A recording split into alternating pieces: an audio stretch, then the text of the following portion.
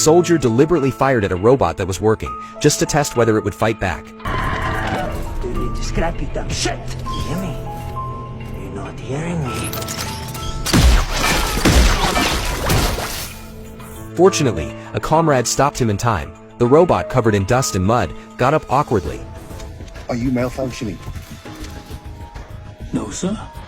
Surprisingly, it could speak and communicate just like a human. Obediently, it went to the river to wash off the dirt. At that moment, a village girl walked by and handed it a towel. The robot hadn't received such kindness in a long time, so it confided in the girl, telling her it used to be the top bodyguard of a princess. But after the princess died unexpectedly, it no longer participated in combat. The girl reminded it of the princess. The girl happily wove a flower crown and placed it on the robot's head. The robot immediately blushed with shyness, showing that it had evolved human emotions. A few days earlier, while the women of the lunar village were working in the fields, a massive warship suddenly appeared in the sky. Cora quickly ran back to the village and rang the alarm bell, gathering the villagers to discuss a plan. The villagers naively believed they could sell their crops to the home planet for a generous return, but Cora warned them not to reveal the secret of their fertile land. At that moment, a small warship from the home planet had already arrived at the village entrance. The general warmly shook hands with the village chief, and then bluntly stated that he wanted to purchase the village's grain at 3 times the regular price. The chief replied that the land here was barren and the villagers were barely surviving.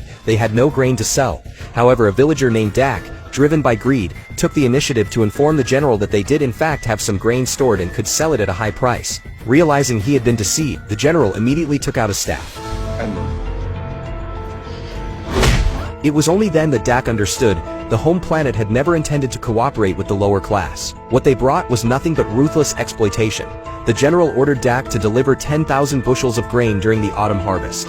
Dak protested that it would be very difficult. They could only produce 12,000 bushels in total, and the remaining 2,000 wouldn't be enough to feed the villagers. But this confession only exposed the richness of the land. The general gave them 2.5 months to hand over 12,000 bushels of grain.